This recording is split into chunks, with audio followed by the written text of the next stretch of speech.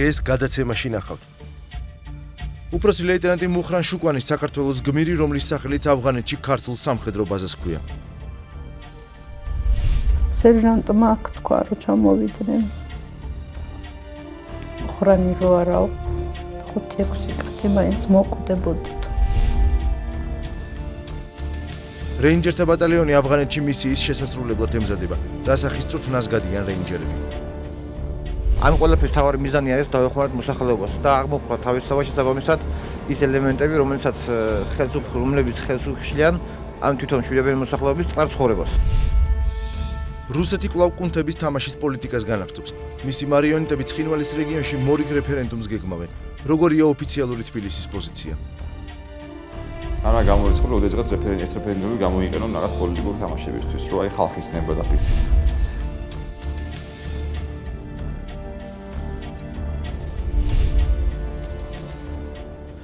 ის ვინც თვალს ადევნებს ავღანეთში ქართველი სამხედროების ცხოვრებასა და მოქმედებებს, მას კარგად მოიხსენება, რომ ავღანეთში, კერძოდ კი ჰელმანდის პროვინციაში არსებობს ბაზა, რომელსაც ჰქვია შუკვანი. ამ სამხედრო ობიექტს ახალგაზრდა ქართველი ლეიტენანტის სახელი რამდენიმე წლის წინ მიენიჭა. 28 წლის უფროსი ლეიტენანტი მუხრან შუკვანი პირველი მსხვერპლი იყო, რომელიც საქართველოს ავღანეთში დაკარგა. 31 იანვარს მას 32 წელი შეუსრულდებოდა. ჩვენს გადაცემაში კი ნახეთ მისი განვლილი გზა.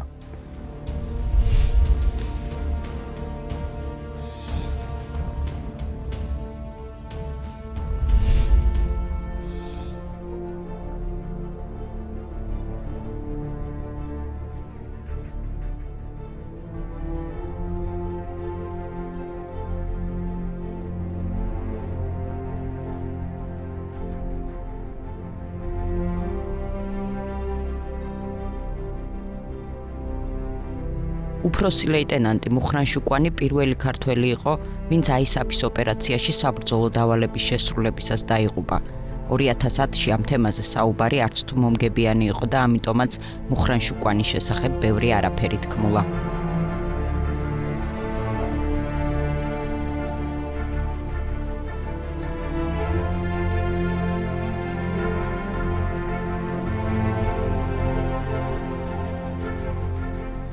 მუხრან შუკვანი 1982 წელს მესტიის რაიონის სოფელ ლენჯერში დაიბადა.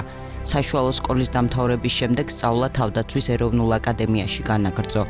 იმ წლებში ჯარში სამსახური ადვილი არ ყოფილა. არც საცხოვრებელი პირობები იყო კომფორტული და არც ანაზღაურება სათანადო. მისი სურვილი ოჯახის წევრებისათვის მოულოდნელი არ ყოფილა. როდესაც გავიგეთ, რომ მან გამოთქვა სურვილი იყო, რომ გითხრა, რომ უნდა ჩაბარება, ჩვენც ხელი შეუწყოთ. მაქსიმალურად რომ წასულიყო ჩაებარებინა, ჩააბარა კიდევაც აკადემიაში და როგორც გვესმოდა მისი ამხანაგებისგან, მისი ლექტორებისგან, როგორც ხვდებოდით, როცა ვაკითხავდით, რომ იყო წარჩინებული სტუდენტი, საუკეთესო სტუდენტი. აკადემიის დამთავრების შემდეგ ახალგაზრდა ოფიცერი საბრძოლო ქვედანაყოფში 20 მეთაურად გაანაწილეს. მალევე მისი ქვედანაყოფი ერაყში გაემგზავრა სამშვიდობო მისიის შესასრულებლად. ერაყის შემდეგ იყო 2008 წლის ომი. შუკვანი ბატალიონთან ერთად ცხინვალის რეგიონში გადაისროლეს. ბრძოლებში მუხრანი მსუბუქად დაიჭრა, თუმცა ამის შესახებ მხოლოდ თანამებრძოლებმა იცოდნენ. არ გვეუბნებოდა. ჭი უჭირდა, თუ არ უჭირდა, არ გვეუბნებოდა, არაფერს არ ამბობდა სახლში. აი ეს ცხინვალის ომებშიც რომ მოხდა. არ გვიამბო არაფერი, ერთი ორი სიტყვა თქვა, როგორ გადავრჩიო. აი მეტი არაფერი არ თქვა, არაფერს არ გვეუბნებოდა, მშობლებს არაფერს არ გვეუბნებოდა. სამხედრო მანქანა მოგვადგა ერთ დღეს პაკეტი გადმომცესა. და ის დაჭრილი ყოფილა, ის ჩვენ არ ვიცოდით. და მადლობა და ის სიხარულიძე იყო მგონი მაშინ მინისტრი. ხო და მე არც ჩამოსულა ცხინვალის მე სახში ცოტა ხნის ორი ღამით ჩამოვიდა და ბიჭო შენ დაჭრილი ყოფილი ხარ მეთქი და საიდან გაიგეო მე უტანე ეს აბა ეს რატომ მოგვიტანეს რატომ წერია მაშინ მეთქი რო არ მოვეში მე აიწია ეს შარვადი და ახლა გაკეთდიო ნახევრო რო გაკვიდა თუ არა ამბობ ომის დასრულების შემდეგ მუხრან შუკვანი 31 ბატალიონში 100 მეთაურად დაინიშნა. სიტყვა ძუნწდა თავმდაბალ ოფიცერს არ უყვარდა საკუთარ თავზე საუბარი. არც იმ სირთულეებსა და წარმატებებზე მოუყოლია ვინმესათვის, რაც ჯარისკაცის კარიერას თან ახლავს.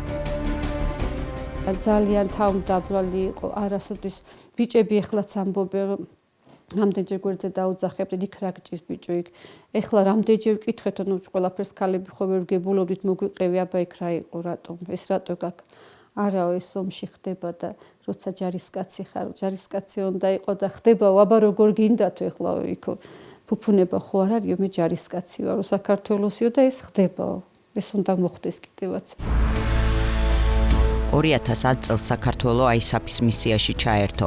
პირველი ამ ოპერაციისათვის 31 ბატალიონი შეირჩა. წვრთნები ჯერ ვაზიანში, შემდეგ კი ჰოჰენფელსის ბაზაზე მიმდინარეობდა. მუხრან შუკვანი ბრავო ასეულს მეთაურობდა. ოჯახმა ამის შესახებ მხოლოდ ტელევიზიით შეიტყო. პირველად არ გამიმხილა რომ იქ მიდიოდა საბუთები რო გააკეთა და მე დაურეკე. შენ ავღანეთში მიდიხარ მეთქი. რა იციო? კრწანიში ხარ წვრთნებზე და მაგას ტელევიზორიდან ვერ გავიგებ მეთქი შენ რას გამოგაყარებსო კაციო ხოდე და მაშინ უკვე ჩაპარებული ქონდა საბუთები ყველაფერი რომ ეკნა მე მაგრამ თლათასეც არ მოველოდი რაღაცნაირად ყედან ასე კარგად ჩამოვიდა ვითომ ასე ვფიქრობდი კაცასე იქნებოდა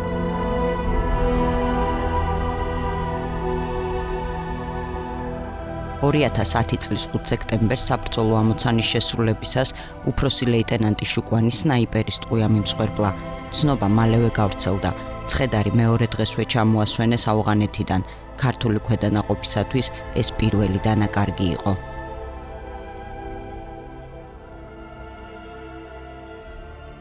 ავედი და სამხედრო ფორმაში. იყო კაცი და რაშიაც საქართველო, ცუდად ყორალის საქართველო. გულმა მიგზნა. არაფერი არ მისცხრა. ეს ქართველები აქვთ ამ ბიჭებში გვერდის წინ.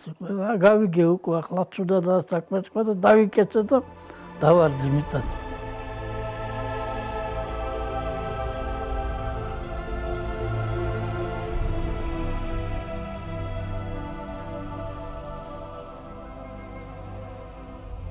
სერჟანტმა აქ თქვა რომ ჩამოვიდნენ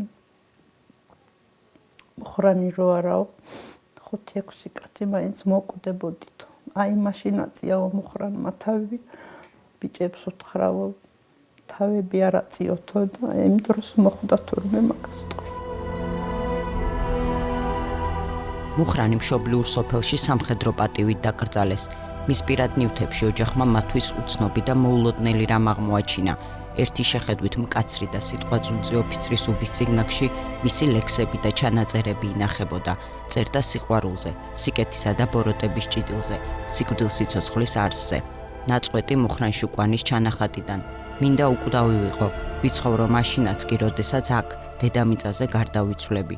მინდა ისე განულო ეს წუთი სოფელი, რომ სიკვდილიც ამოიყოს. ზოგჯერ ისე ხდება, რომ არელი, ის კი მოდის. რა ვართ ადამიანები სიკვდილთან ჭიდილში. მუხრანის საფლავის ქვის ეპიტაფიაზეც მისივე სიტყვებს ამოიკითხავთ.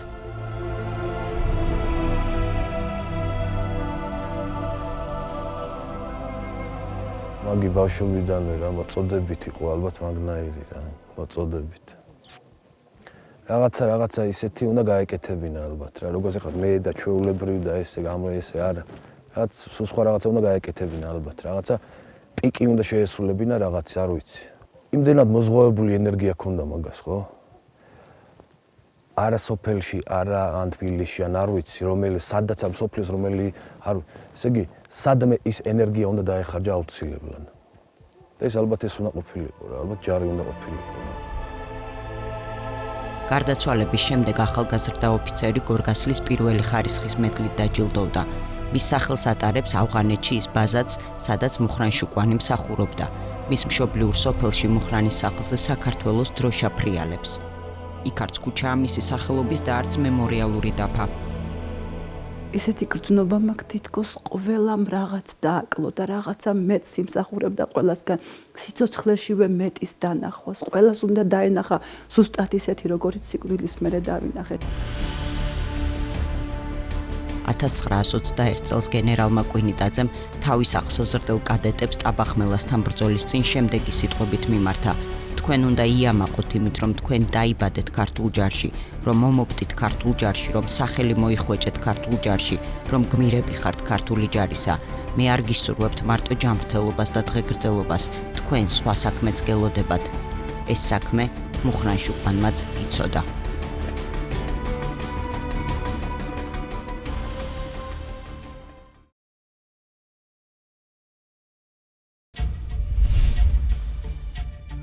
რამდენიმე წუთში ნახავთ.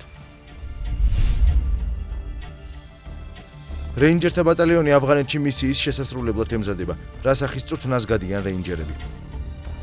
ამ ყველაფრის თავარი მიზანი არის დავეხმაროთ მოსახლეობას და აღმოხვა თავისთავად შესაბამისად ის ელემენტები, რომლებიც ხელს უხშლიან ამ თვითონ მშვიდობიანი მოსახლეობის წყარ ცხოვრებას. რუსეთი კვლავ კუნთების თამაშის პოლიტიკას განაგრძობს. მისი მარიონეტები ცხინვალის რეგიონში მორიგ რეფერენდუმს გეგმავენ. როგორია ოფიციალური თბილისის პოზიცია? არა გამორიცხული, ოდესღაც ეს რეფერენდუმი გამოიყენონ რაღაც პოლიტიკური თამაშებისთვის, რომ აი ხალხის ნება დაფიქსირდა.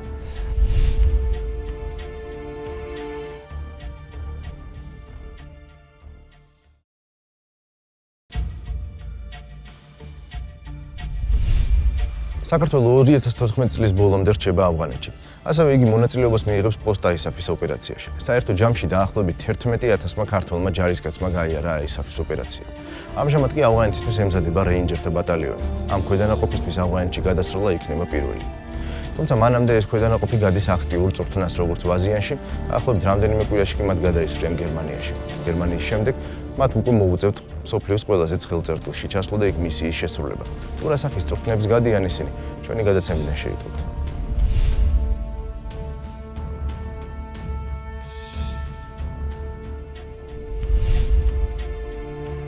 ჩემი ჩანაფიქრია, წარმომადგენლობითი პატრულირება განვახორციელო სოფელ ლაგში, გავესაუბრო ადგილობრივ მოსახლეობას და მივიღო ინფორმაცია მნიშვნელოვანი პირების საცხოვრებელი ადგილის შესახებ. ქართველი ჯარისკაცები ავღანეთში გასამგზავრებლად ემზადებიან. რეინჯერთა ბატალიონმა 5 თვიანი ინტენსიური წვრთნა საქართველოში უკვე გაიარა. აისაფის მისიაში ჩართვამდე წინ კიდევ 2 ეტაპია. ამჟამად ჯარისკაცები ამერიკელი ოფიცრების მეთვალყურეობით თბილისთან ახლოს, ვაზიანში, ერთკვირიან შეკრებას გადიან. შემდეგ კი ერთი თვით გერმანიაში გაემგზავრებიან.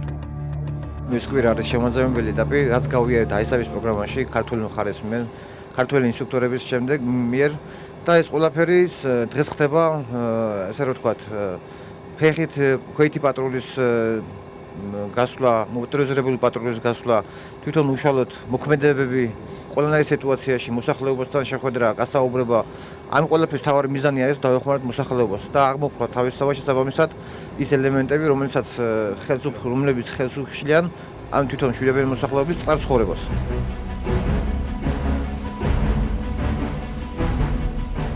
რეინჯერთა ბატალიონი ავღანეთში პირველად ჩადის. ეს შეკრება ჯარისკაცებისთვის ერთგვარი გამოცდაა. ერთი კვირის განმავლობაში ისინი ბაზაზე აბსოლუტურად ყველა შესაძლო სცენარს გაითამაშებენ, რაც შეიძლება ავღანეთში რეალურად მოხდეს.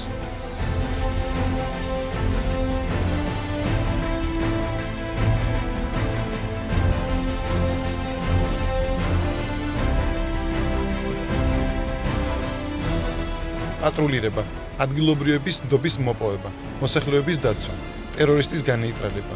ეს არასრული ჩამონათვალია იმ ფუნქციებისა, რომლის შესრულებაც ქართულ ჯარისკაცებს ავღანეთში მოუწევთ. ამ შემთხვევაში ამერიკელი ოფიცრები დღეღამის ნებისმიერ დროს ჯარისკაცებისთვის მოულოდნელად აცხადებენ განგაშს, ქმნიან კრიზისულ სიტუაციას, რომლის მოგვარებაზეც რეინჯერებმა უნდა იზრუნონ. დღეს ქონა მაგალითად პირობითად ქონდა მნიშვნელოვანი პირებზე ინფორმაციის მოპოვება, მოსახლეობის გაცნობა, ვიცით რომ სადაც ჩვენ მივდივართ სამშვიდობო ესე რომ ვთქვათ მისიის შესასრულებლად სიტუაციებიდან ვითარებიდან გამომდინარე გვიწევს კიდევაც საბრძოლო სიტუაციების მონაწილეობის მიღება, მაგრამ ძირითადი ინფორმაცია არის რომ ნდობის მოპოვება მოსახლეობის და დახმარება მათი მხარდაჭერა რა. თვითონ არსებობს ტერორისტული ჯგუფი, ქსელები, რომლებიც ამ ყველაფერში ხელს გვიშლიან. მთლიანად აისაფის პროგრამა მთლიანობაში არის მშვიდობის დამყარება და მხარდაჭერა ადგილობრივ მოსახლეობის. და შესაბამის მომზადებები გავიარეთ, შესაბამის ესე რომ ვთქვათ ეტაპები გადავლახეთ ამ ყველაფერს გამო და დღეს ვაკეთებთ, ესე რომ ვთქვათ, შემოჯამებას სწავლობთ საქართველოში. ჯარისკაცები ამბობენ, რომ გარდა ადგილობრივების დაცვისა, აუცილებელია სტრატეგია, რაც მათ უსაფრთხოებას მაქსიმალურად უზრუნველყოფს. შესაბამისად, საშტაბო და საველე მომზადების გარდა, დიდი მნიშვნელობა ენიჭება თეორიულ სწავლებას. ასევე საჭიროა ადგილობრივ მოსახლეობასთან კომუნიკაციის დამყარება. ქვედანაყოფმა გაიარა სწავლება უშუალოდ ლიდერებთან მოლაპარაკებები, გაიარა ქვედანაყოფმა პატრულირება, გაიარა ჩხრეკვა, კორდონი და ჩხრეკვა ჩაატარა ასევე იყო აიდებთან მოქმედებები, სადაც დღესდღეობით მოგეხსენებათ, რომ ჩვენ ქვედანაყოფს პირველ რიგში წინააღმდეგობას უწევს აიდები და ამიტომ გამომდინარე ქვედანაყოფი რომ ჩამოვიდეს იქიდან ყველა რა თქმა უნდა ჯანმრთელი, ჩვენ ეს სწავლები ძირფესვიანად ასე რომ თავიდან ბოლომდე გავიარეთ და დღესდღეობით ქვედანაყოფი არის ხმამაღლებინა განაცხადა, რომ ყველანაირად მომზადებული რომ მისია შეასრულოს წარმატებულად. ნატოს ISAF-ის მისიაში საქართველოს არაწერ ქვეყნებს შორის ყველაზე დიდი წარმომადგენლობა ყავს. 2004 წლიდან მოყოლებული კონტინგენტი ეტაპობრივად იზრდებოდა და დღეისთვის მსოფლიოს ყველაზე ცხელ წერტილში 1700-მდე ქართველი ჯარისკაცი იმყოფება.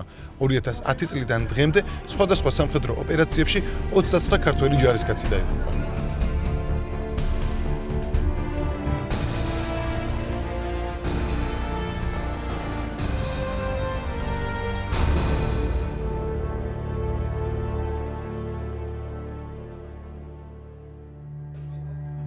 რეინჯერები აცხადებენ, რომ мотивация არ აკლიათ და მზად არიან ამ გამოწვევისთვის, რომელიც პარალელურად მათ დიდ გამოცდილებას შეძენს.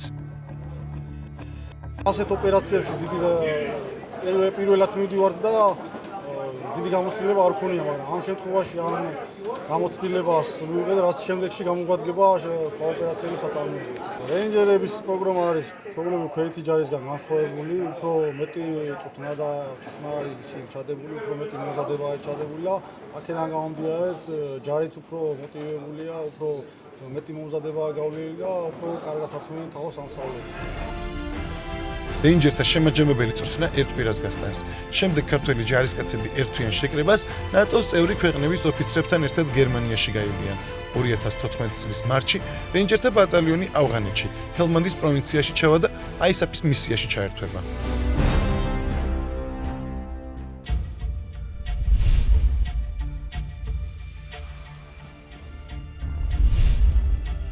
რუსეთი განაგრძობს კუნთების თამაშის პოლიტიკას რეგიონში. ამჯერად უკვე მარიონეტების საშუალებით. ეგრეთ წოდებულ სამხრეთ ოსეთში, ცხინვალის რეგიონში მორიგი რეფერენდუმი ტარდება. რიგით მესამე რეფერენდუმზე ადგილობრივებმა უნდა გადაწყვეტონ მიუერთდნენ თუ არა ჩრდილოეთ ოსეთს. როგორია ოფიციალური თბილისის დამოკიდებულება, ჩვენი გადაცემიდან შეიტყობთ.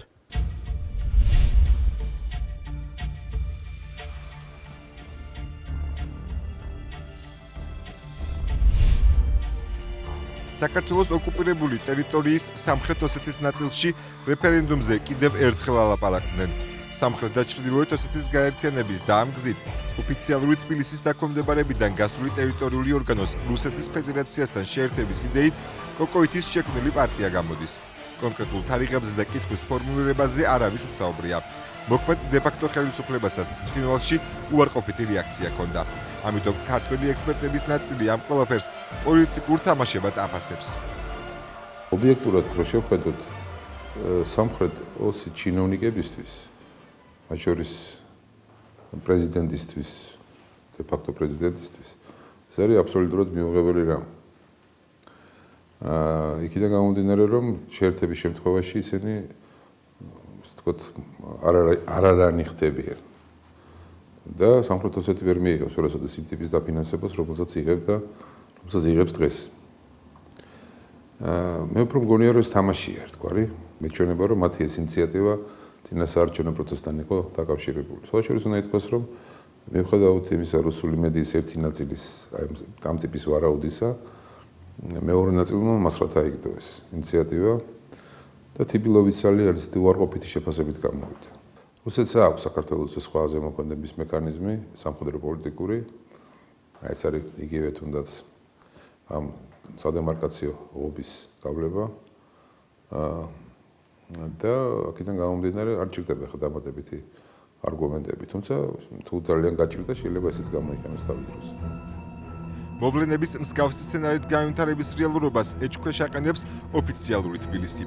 შერიგების და სამოქალაქო ინტეგრაციის სახელმწიფო მინისტრის მოადგილე მსგავს საფრთხის არსებობას არ გამორიცხავს, თუმცა ის განმარტავს, რომ მშვიდობიან მოქალაქეებს და მათ შორის ოკუპირებულ ტერიტორიაზე მცხოვრებ საქართველოს მოქალაქეებს დღეს სხვა პრობლემები აწუხებთ და მათ არ სურთ რუსეთთან შეერთება. ეს არ არის პირველი შემთხვევა ჩვენ წლების წინ და რამდენჯერ გვახსოვს რაღაც ამ თემით манипуლირება და სიმართლე გითხრათ მე არ მესმის ვინ არის ამ განცხადებების ამის ნეჩგუფი თან თავისთავად განცხადებები რომელიც უსწრდება ურთიერთგამომრიცხავია რაზეც ისინი საუბრობენ ეს არის არარეალისტური დღეს და მოცემულ დროსა და სივრცეში არსებობს კონკრეტული ადამიანების პრობლემები ჩვენი წინააღმდება და შეთავაზება არის რომ პირველ რიგში სწორედ ამ ადამიანების ჰუმანიტარულ პრობლემებს და სოციალურ პრობლემებს მიეხედოს. ეხლა აშენდა მავთულხლარდების სხვადასხვა ტიპის ბარიკადები, ბარიერები, რაც აზარალებს ამ გამყოფი ხაზების მცხოვრებ ორივე მხარეს მცხოვრებ მოსახლეობას და ძალიან სამწუხაროა, რომ ჯერჯერობით მათი ინტერესები არის იგნორირებული. სოჩის ოლიმპიადის შემდეგ ამ თემის გააქტიურებას არასერიოზულ საკითხად მიიჩნევს ექსპერტი უსაფრთხოების საკითხებში თეონა აკუპარდია. ის სამართლებრივ ასპექტებს უსვამს ხაზს. ანალიტიკოსი მიიჩნევს, რომ რუსეთმა 2008 წელს საერთაშორისო საზოგადოებასთან და საკუთარ მოქალაქეებთან თავი ცხინვალის მოსახლეობის დამოუკიდებლობის და სიცოცხლის დაცვის საბაბით იმართლა. ამიტომ რეფერენდუმის გზით სამხრეთ და ჩრდილოეთ ოსეთის გაერთიანების საფრთხის რეალურობაში ეჭვიეპარება. მათ რა თქმა უნდა თავის არგუმენტები აქვს, თუმცა მეორე თემა არის ის, რომ ამას არანაირი კავშირი არ აქვს საერთაშორისო სამართალთან და რეალურად ამ თემის სამართლებრივ ჭრილში განხილვა არის საკმაოდ აბსურდული. თვითონ საკითხიც, როდესაც საუბარი იყო რუსეთის მოტივაციაზე თუ რატომ აღიარა მან დამოუკიდებლობა სამხრეთ ოსეთის ტერიტორიის, ისინი აცხადებდნენ, რომ დამოუკიდებლობის აღიარება იყო მოტივირებული იმით, რომ მომხდარიყო ხალხის დაცვა და მათ შორის საკუთარი მოქალაქეების შესაბამისად. ეხლა იმ შემთხვევაში თუ დაიძრება და საკითხი რომ მოხდეს შეერთება და აქ შეერთებაზე რა თქმა უნდა მხოლოდ ჩრდილოეთ ოსეთიაზე არ არის საუბარი, რუსეთის ფედერაციის შემადგენელი ნაწილი არის. შესაბამისად არანაირ სამართლებრივ ჭრილში არ ჯდება არც რეფერენდუმის საკითხი და მათ შორის არც მიერთების საკითხი. ექსპერტები თანხმდებიან, რომ რეფერენდუმის თემას რუსეთი მხოლოდ საქართველოზე პოლიტიკური ზეწოლის ინსტრუმენტად გამოიყენებს.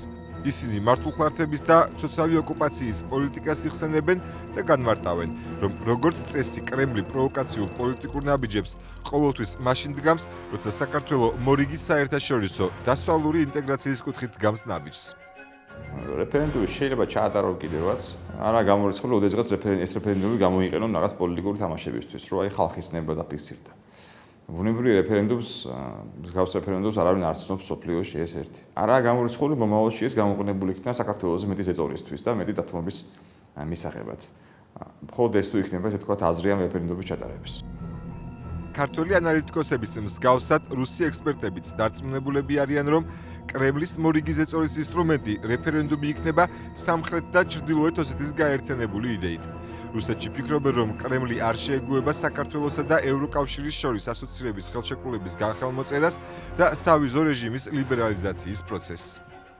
გასაგებია, რომ ყველა ეს ინიციატივა უდაოდ კავშირშია რუსეთთან. ერთის მხრივ შესაძლოა ეს დაშინებისთვის გამოიყენებოდეს იმასთან დაკავშირებით, რომ საქართველოში ახალი ხელისუფლება მოვიდა, რომელიც საგარეო პოლიტიკაში არც ისე ბევრ დათმობაზე მიდის, რაც ხელსაყრელი იქნებოდა მოსკოვისთვის. მით უფრო რომ უკვე საუბარია ევროკავშირთან ასოცირების ხელშეკრულების გაფორმებაზე და ჩემი აზრით სწორედ ამას უკავშირდება რუსეთის აგრესიული ქმედებები. ეგრეთ წოდებულ სამხრეთ ოსეთის რესპუბლიკაში რეფერენდუმის სხვადასხვა დროს სხვადასხვა საკითხთან დაკავშირებით უკვე ჩატარებული აქვს. ბოლო გამოკითხვა 2006 წლის ნოემბერში ჩაატარეს და მაშინ 51565 ადამიანმა სამხრეთ ოსეთის დამოუკიდებლობას მხარი დაუჭირა. ამ გამოკითხვაში მონაწილეობა არ მიუღია იმ დევნილ მოქალაქეებს, რომლებიც შეერაღებული კონფლიქტების დაწყებამდე სამხრეთ ოსეთის ტერიტორიაზე ცხოვრობდნენ.